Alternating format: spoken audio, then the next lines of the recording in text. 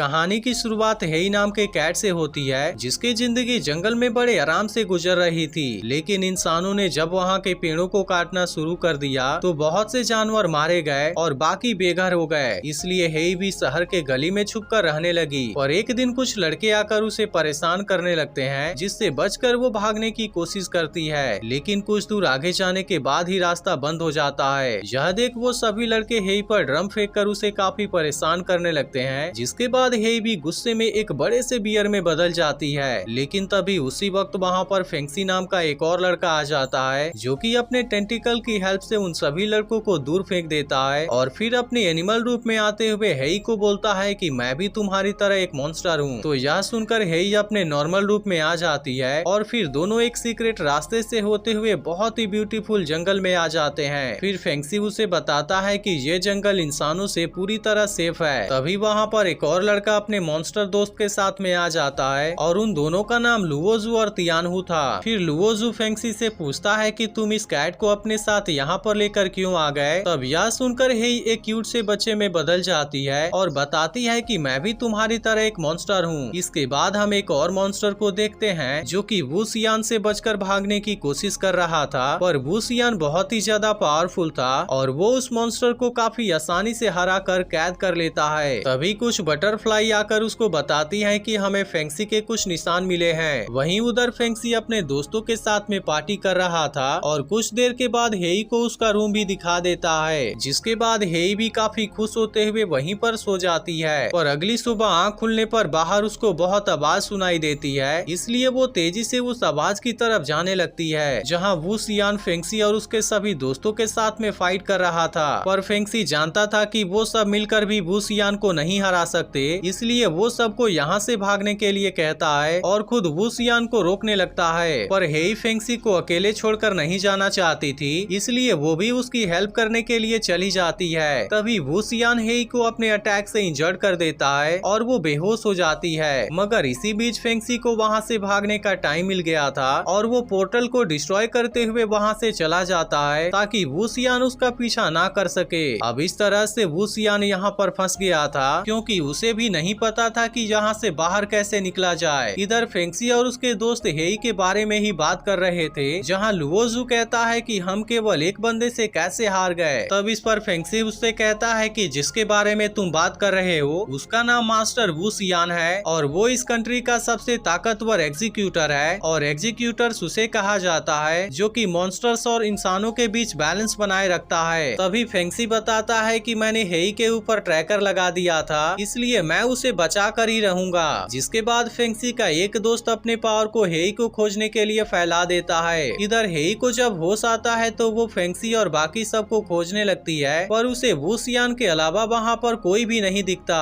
वहीं वुशियान यहाँ से निकलने के लिए एक बोट बना रहा था और फिर हेई को पकड़कर उस बोट से वहाँ से चला जाता है। इसके दौरान हेई बार बार भागने की कोशिश कर रही थी, पर वुशियान अपने पावर की हेल्प से उसे बार बार पकड़ लेता है। तभी अचानक से ओशियन में तूफान आ जाता है और हेई की डोमेन अपने आप ही एक्टिवेट हो जाती है। यह देखकर वुशियान पूरी तरह से हैरान हो गया था और फिर वो सभी उस तूफान से किसी तरह से निकल जाते हैं। इसके बाद वुशियान हेई को अपने स्पिरिचुअल वर्ल्ड में लेकर आ गया था, जहाँ पर हेई की पावर को चेक करने पर पता चलता है कि उसमें मेटल को कंट्रोल करने की पावर है। इसलिए वो हेई से पूछता है कि क्या तुम मेटल कंट्रोल करना सीखना चाहोगी, पर हेई इसके लिए नहीं मानती। इधर फेंक्सी और उसके दोस्त हेई को हर तरफ खोज रहे थे, जहां फेंक्सी एक स्टोर के ओनर से फाइट करके उसे हरा देता है और इसके अलावा वो उसके पावर को भी अपने अंदर एब्जॉर्ब कर लेता है। लेकिन तभी लुओजू को हेई के लोकेशन के बारे में पता चल जाता है। वहीं दूसरी तरफ वुशियान और हेई दोनों भरपेट खाना खाते हैं, पर जब पेमेंट करने की बारी आती है तो वुशियान को पता चलता है कि उसके सारे पैसे पानी के कारण खराब हो गए हैं। इसलिए यह देखकर वो दोनों वहाँ से भाग जाते हैं। फिर वुशियान हेई को गिल्ड ऑर्गेनाइजेशन में जाने की बात करने लगता है, लेकिन हेई इसके लिए भी नहीं मानती।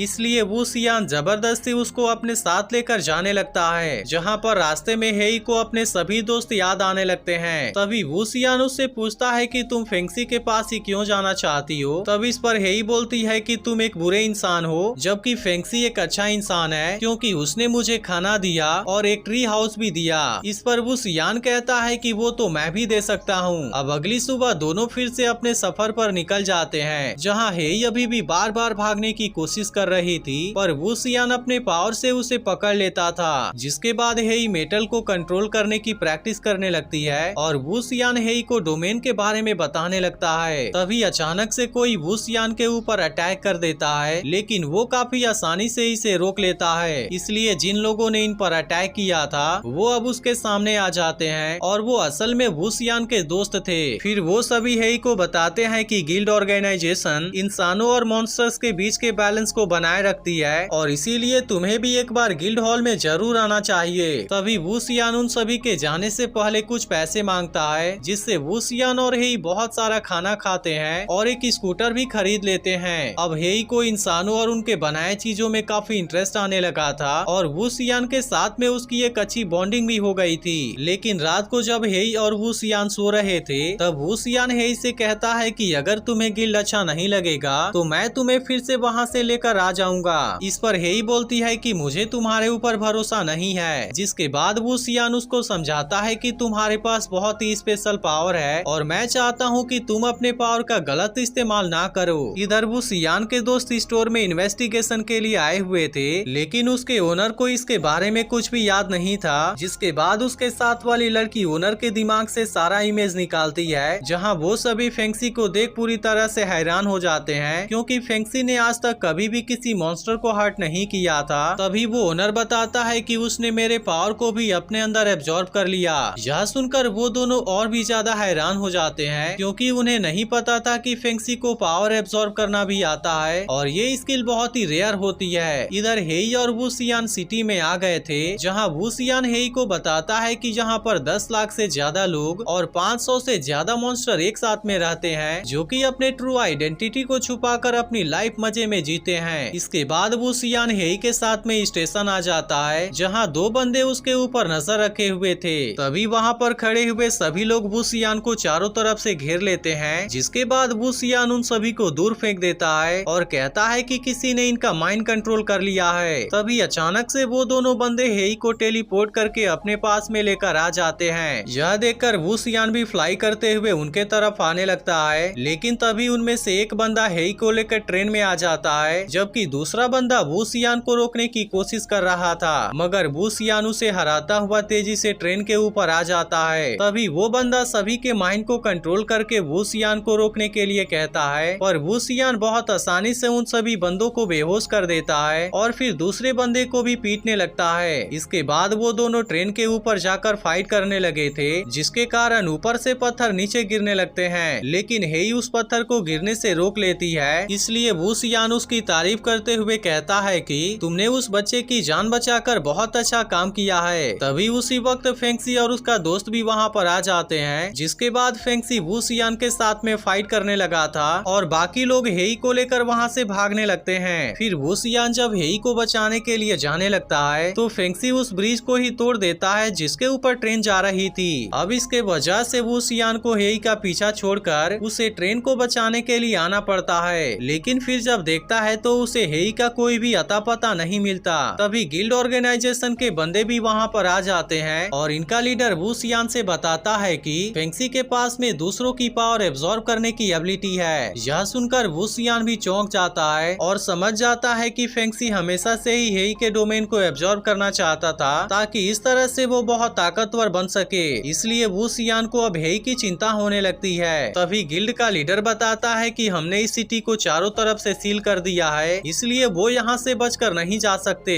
लेकिन वू सियान अब हेई को खोजने तुरंत ही निकल जाता है। जिसके बाद वो लीडर सभी एग्जीक्यूटर को रेडी हो जाने के लिए कहता है, क्योंकि डोमेन एक ऐसी सुपर पावर है जिसे कोई भी नहीं रोक सकता। वहीं दूसरी तरफ हेई सभी से मिलकर काफी खुश हो गई थी और फिर वो फेंक्सी से पूछती है कि क्या तुम गिल्ड ऑर्गेनाइजेशन से हेट करते हो। तब इस बात को सुनकर फेंक्सी काफी गुस्सा हो गया था और फिर बताने लगता है कि वो सभी लोग एक जंगल में आराम से रहा करते थे, लेकिन फिर इंसान पेड़ को काट कर वहाँ पर रहने लगे और इसी के साथ वो मशीन और ट्रेन जैसी चीजें भी बनाने लगे, जिसकी वजह से बहुत से मॉन्स्टर इस जगह को छोड़कर चले गए और इसीलिए वो इंसानों से इस बात का बदला लेना चाहता था। इसके बाद फेंक्सी हेई से कहता है कि मुझे तुम्हारी हेल्प चाहिए, क्योंकि तुम्हारे डोमेन की हेल्प से हम नई दुनिया बना सकते हैं। तभी हेई पूछती है कि क्या तुम केवल मेरे डोमेन के वजह से ही मुझे अपने साथ लेकर आए थे। लेकिन फेंगसी अब इस बात के ऊपर कुछ भी नहीं बोल पाता, जिसके बाद हेई कहती है कि इंसानों के साथ ऐसा करना गलत होगा, इसलिए हम फिर से कोई नया आइलैंड खोज कर वहाँ पर रह सकते हैं। तब इस पर फेंगसी बोलता है कि तुम नहीं समझ पा रही कि इंसान हर जगह को डिस्ट्रॉय करने लगे हैं, और फिर वो अपने प्लान से हेई को पकड़ लेता है। यह देखकर लुओ जू उसे रोकने की कोशिश करता है, लेकिन फेंगसी उसकी कोई बात नहीं सुनता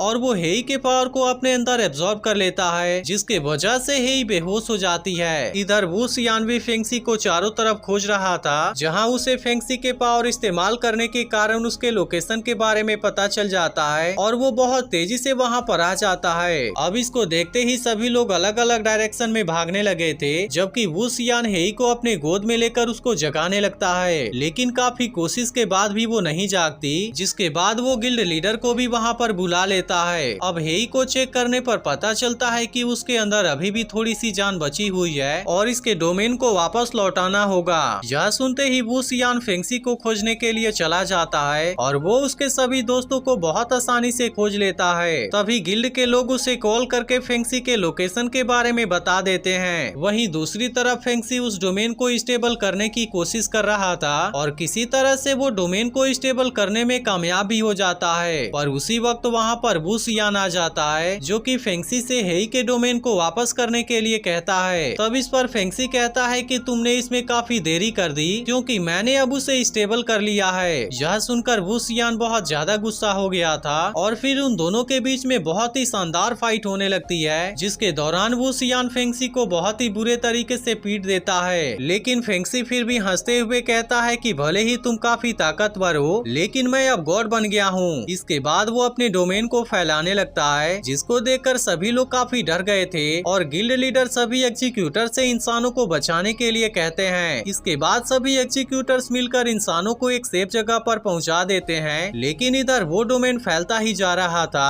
और सब कुछ फेंगसी के डोमेन के अंदर समा रहा था, क्योंकि फेंगसी कुछ भी कंट्रोल कर सकता था। लेकिन तभी वू सियान उसके डोमेन के अंदर भी आ जाता है, जिसको देखकर फेंगसी बोलता है कि तुम ये जानते हुए भी यहाँ पर आ गए कि किसी के डोमेन में कोई दूसरा कुछ नहीं कर सकता, और फिर वो वू सियान के बॉडी को कंट्रोल करके उसे दूर फेंक देता है। वहीं फेंगसी के दोस्त एग्जीक्यूटर से बचकर वहाँ डोमेन के अंदर जाने की कोशिश कर रहे थे, लेकिन वो एग्जीक्यूटर्स उनको जाने से रोक लेते हैं। इधर एक एग्जीक्यूटर हेई को चेक कर रहा था और फिर बोलता है कि हेई अभी भी अनकॉन्शियस है। वहीं हम हेई को भी देखते हैं, जिसे फेंगसी के साथ में बिताए हुए टाइम के बारे में याद आ रहा था कि कैसे उसने फेंगसी को अपना अच्छा दोस्त समझा था, पर उसने उसे धोखा दे दिया। इसके बाद उसे अपने स्पिरिचुअल वर्ल्ड में होश आ जाता है और वो इन सभी बातों को याद करके काफी रोने लगती है। इसके बाद वो चेक करती है कि वो कहाँ पर है और तभी उसे फेंगसी और वू सियान की आवाज सुनाई देती है। इधर वू सियान और फेंगसी अभी भी एक दूसरे के साथ में लगातार फाइट कर रहे थे, जहाँ वू सियान फेंगसी को हराने की काफी कोशिश करता है, पर फेंगसी उसके अटैक को बराबर रोक रहा था और वो वू सियान को बहुत ज्यादा इंजर्ड भी कर देता है। लेकिन फिर भी वू सियान कहता है कि ऐसी पावर का क्या फायदा जिसमें तुम केवल अकेले ही रहो, क्योंकि यहाँ पर ना ही इंसान बचेंगे और ना ही तुम्हारे दोस्त। पर वो बोलता है कि मैं अब पीछे नहीं हट सकता और वो उसको मारने के लिए अपने ट्री से अटैक कर देता है। लेकिन तभी उसी वक्त हेई वहाँ से टेलीपोर्ट होकर उस डोमेन के अंदर अपने बियर वाले फॉर्म में आ जाती है और वू सियान को बचा लेती है। इसके बाद वो उस डोमेन को भी कंट्रोल करने की कोशिश करती है और वो उस डोमेन को उल्टा कर देती है, पर फेंगसी फिर भी उसे सही कर देता है और उन दोनों पर बहुत से बड़े बड़े पत्थरों से अटैक भी कर देता है। यह देखकर वू सियान हेई से बोलता है कि ये तुम्हारी दुनिया है और यहाँ की सारी चीजों को तुम कंट्रोल कर सकती हो, इसीलिए तुम्हें केवल शांत होकर ऐसा करना होगा। इसके बाद हेई सब कुछ कंट्रोल करने की कोशिश करती है, पर अभी भी वो कुछ नहीं कर पा रही थी। तभी वू सियान और फेंगसी दोनों फिर से फ्लाई करते हुए एक दूसरे के साथ में फाइट करने लगते हैं, जहाँ अब हेई भी वू सियान की हेल्प करने लगी थी। लेकिन फिर भी फेंगसी उन दोनों को अपने पावर से जमीन की तरह बहुत तेजी से फेंक देता है। फिर वू सियान हेई से कहता है कि तुम शांत होने की कोशिश करो, क्योंकि ये तुम्हारा ही डोमेन है। तभी वो दोनों एक बिल्डिंग से टकराते हुए बहुत तेजी से नीचे गिर जाते हैं, जिसके वजह से वहाँ पर चारों तरफ स्मोक ही स्मोक हो जाता है। पर जब स्मोक वहाँ से हटता है तो हम देखते हैं कि हेई ने सब कुछ अपने कंट्रोल में कर लिया था। यह देखकर फेंगसी को काफी गुस्सा आ जाता है और वो फिर से उन दोनों को पकड़ने की कोशिश करता है, लेकिन हेई अब केवल अपने एक ही फिंगर से उसके पावर को खत्म कर देती है है और फेंगसी के ऊपर ग्रेविटी बहुत ज्यादा बढ़ा देती है। इसके बाद फेंगसी अपने मॉन्स्टर वाले फॉर्म में आते हुए हेई के ऊपर अटैक कर देता है, पर वू सियान उसे पकड़कर वहीं पर बांध देता है। फिर हेई अपने डोमेन को खत्म करने लगती है, जिसको देखकर फेंगसी बोलता है कि हेई तुम यहाँ पर गॉड हो, इसलिए तुम ऐसा मत करो, क्योंकि डोमेन एक बार खत्म हो जाने के बाद फिर से कभी वापस नहीं आएगा। लेकिन हेई अब कुछ भी नहीं सुनती और अपने डोमेन को खत्म कर देती है। इसके बाद फेंगसी हेई से चीट करने के लिए माफी मांगते हुए अपनी जान ले लेता है। इसके बाद वो सभी एक फ्लाइंग मॉन्स्टर पर बैठकर गिल्ड हॉल में जाने लगते हैं, जहाँ रास्ते में गिल्ड का एक बंदा हेई को चेक करने के बाद बताता है कि हेई के पास में दो डोमेन है। यह सुनकर सभी लोग चौंक जाते हैं। फिर कुछ देर के बाद वो सभी गिल्ड हॉल में आ गए थे और हेई यहाँ पर आकर काफी खुश हो गई थी, क्योंकि वह जगह बहुत शानदार होती है। तभी वो सियान उससे कहता है कि अब हमारे गुड बाय कहने का टाइम आ गया है। तब यह सुनकर हेई पूछती है कि तुम यहाँ पर क्यों नहीं रहते हो। तब उसके साथ वाली लड़की हेई को बताती है कि वो सियान बहुत ही पावरफुल है, जिसके वजह से कुछ मॉन्स्टर इससे डरते हैं और इसीलिए वो यहाँ पर नहीं रहता। इसके बाद वो सियान वहाँ से जाने लगता है और हेई उसके साथ बिताए हुए पलों को याद करके रोने लगी थी और फिर वो उससे पूछती है कि क्या मैं भी तुम्हारे साथ में चल सकती हूँ, जिस पर वो सियाने की स्माइल देते हुए उसकी बात मान जाता है। तो अगर यह वीडियो आपको अच्छी लगी हो तो इसे लाइक जरूर कर देना और कमेंट करके भी इसके बारे में जरूर बताना।